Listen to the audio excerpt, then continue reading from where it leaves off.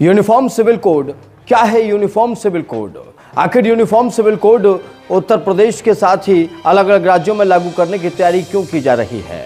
Uniform civil code को देहरादून की विधानसभा में पेश करने के बाद अब उसे कानून के रूप में उत्तराखंड प्रदेश में लागू करने की तैयारी क्यों की जा रही है? ये सवाल आप सबके मन में होगा, लेकिन आज मैं आपके इन तमाम सवालों के जवाब दूंगा। आज मैं आपको बताऊंगा कि कैसे यूनिफॉर्म सिविल कोड आने के बाद कई कानून हैं जिनमें बदलाव हो जाएगा और वो कानून सीधे सीधे आपकी ज़िंदगी को प्रभावित करेंगे और शायद इसीलिए इसका विरोध हो रहा है। उत्तराखंड विधानसभा में जब यूनिफॉर्म सिविल कोड का ड्राफ्ट पेश किया गया तो विपक्ष के लोग धरना प्रदर्शन देने लगे। उन्होंने कहा कि यूसीसी लाकर ज़रूरी मुद्दों से भटकाने की कोशिश की जा रही है। सिर्फ उत्तराखंड को यूसीसी की ज़रूरत नहीं है और कानूनों की भी आवश्यकता है। दरअसल यूसीसी लाने की तैयारी उसी वक्त कर ली गई थी जब दोबारा बीजेपी की सरकार उत्तराखंड में बनी थी और उस दौरान ये तैयारी शुरू कर दी गई थी कि जल्दी यूनिफॉर्म सिविल कोड को उत्तराखंड प्रदेश में लागू किया जाए। यूसीसी लागू होने के बाद कौन कौन से बदलाव हैं जो उत्तराखंड में होने जा रहे हैं, उनके बारे में आपको बताते हैं। यूसीसी लागू होने के बाद आखिर और क्या क्या बदलाव आपको देखने पड़ सकते हैं, इन तमाम चीज़ों के बारे में आपको विस्तार से बताते हैं। आपको समझाते हैं कि यूसीसी का जो प्रभाव है कैसे उत्तराखंड में अब दिखाई देगा और इसका ज़्यादा कुछ मतलब नहीं है कि भाई आपकी पूजा खत्म हो जाएगी, आपकी ये खत्म हो जाएगी, कुछ नहीं होगा। सिर्फ जो सामाजिक बदलाव हैं जिनकी आवश्यकता थी उन बदलावों को आप देख पाएंगे। हाथ में संविधान की किताब लेकर मुख्यमंत्री धामी विधानसभा पहुंचे और उसके बाद जो यूसीसी था उसे विधानसभा के पटल पर रख दिया गया। यूसीसी लागू होने के बाद क्या होने जा रहा है आप ग्राफिक्स के जरिए समझिए। सभी धर्मों में लड़कियों की शादी की जो न्यूनतम उम्र है 18 साल होगी। पुरुष महिला को तलाक देने के जो अधिकार होंगे वो समान होंगे।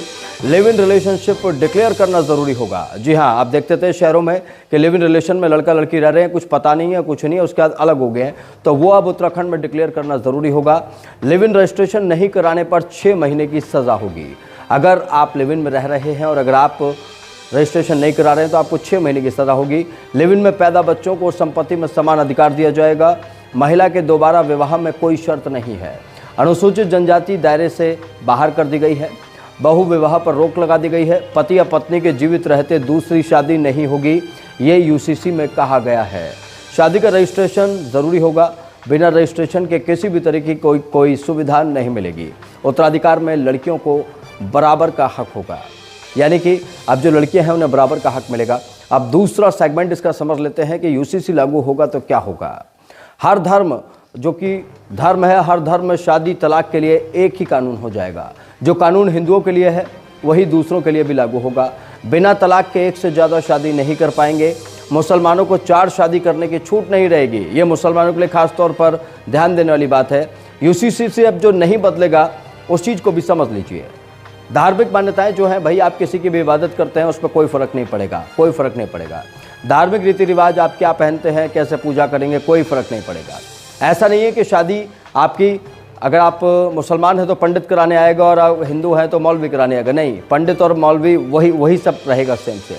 खान पान, पूजा, इबादत, वेशभूषा पर भी कोई प्रभाव नहीं पड़ेगा कि हाँ भाई अगर किसी को कुछ और पसंद है तो वो कुछ और खा सकता है, किसी को कुछ भी पसंद है तो वो खा सकता है। इन तमाम चीज़ों पर कोई प्रभाव यूसीसी का नहीं पड़ेगा। दरअसल साल 2022 में जब दोबारा बीजेपी की सरकार उत्तराखंड में बनी तब इस बात की तैयारी कर ली गई थी कि भाई जो यूसीसी है उसे लागू किया जाए। यूसीसी लागू करने के लिए ये ज़रूरी था कि एक ड्राफ्टिंग कमेटी बनाई जाए। उस ड्राफ्टिंग कमेटी ने ये पूरी तैयारी की और इस पूरी तैयारी के बाद अब जो महत्वपूर्ण बिंदु है वो मैंने आपके सामने रख दिए हैं कि यूसीसी लागू होगा तो कौन कौन से नियम लागू हो जाएंगे, क्या नहीं बदलेगा और क्या बदल जाएगा। उत्तराखंड की धामी सरकार ने यूनिफॉर्म सिविल कोड लाकर एक ऐसा छक्का मारा है जिस छक्के के सामने पैवेलियन खुशी से झूमता हुआ नजर आ रहा है। अगर बात की जाए तो यूसीसी लगने के बाद अब क्या बदलाव होने जा रहे हैं और यूसीसी आने से क्या उत्तराखंड की जनता के जीवन में कोई बदलाव होगा, लेकिन सवाल ये भी है कि नागरिक संहिता की शुरुआत उत्तराखंड से ही क्यों हो रही है, ये भी आपको बता देते हैं। अब वक्त है उस बात को जानने का जिस बात को जानने के लिए आपको थोड़ा सा दिमाग लगाना होगा। उत्तराखंड देवभूमि को ही यूसीसी के लिए क्यों चुना गया, इसके बारे में आपको आज बताते हैं। देवभूमि उत्तराखंड यूसीसी के लिए क्यों महत्वपूर्ण था, ये भी आपको अब समझाते हैं। दरअसल आपको बताते चले कि बीजेपी ने अपने घोषणा पत्र में समान नागरिक संहिता का उल्लेख लगातार किया, बार बार किया।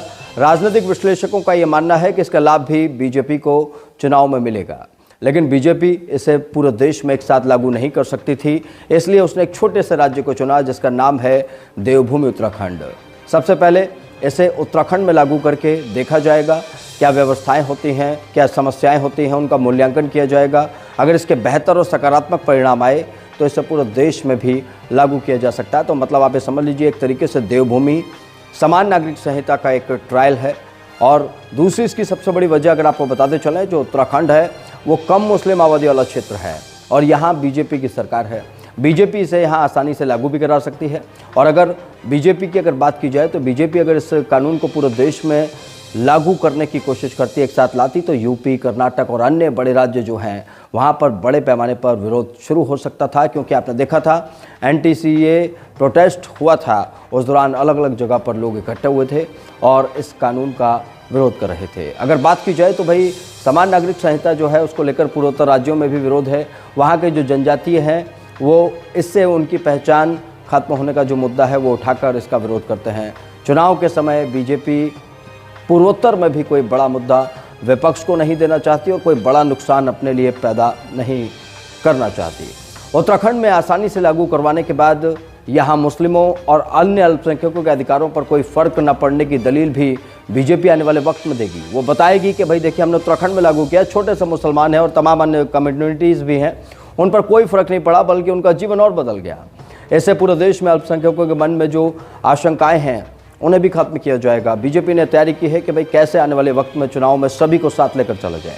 इधर बीजेपी अपने कोर वोटर को भी ये संदेश दे रही है कि वो राम मंदिर, धारा 370 की तरह समान नागरिक संहिता को भी काम कर रही है, समान नागरिक संहिता पर भी काम कर रही है। बीजेपी नहीं चाहती थी संशोधित नागरिकता कानून जैसा कोई बड़ा मुद्दा चुनावी घड़ी में विपक्ष के हाथ लगे। पिछले 10 सालों में अगर बात की जाए तो पिछले 10 सालों में 3 तलाक, मुद्रा योजना, तमाम ऐसी बड़ी योजनाएं हैं, प्रधानमंत्री आवास योजना, उनके ज़रिए अल्पसंख्यकों को बड़े पैमाने पर फ़ायदा मिला है। मुस्लिम वोटर भी बीजेपी की तरफ थोड़ा झुकाव दिखाता है और उसी वर्ग को नाराज़ करने का जोखिम इस वक्त बीजेपी नहीं उठाना चाहती। इसलिए उत्तराखंड में इस पूरे कानून को लागू करके एक बड़ा ट्रायल खेला गया है। उस बड़े ट्रायल के पास होने के बाद इसे पूरे देश में लागू किया जाएगा। UCC पर दी गई हमारी ये जानकारी आपको कैसी लगी? पसंद आई हो तो आगे बढ़ाइए और इसे शेयर कीजिए।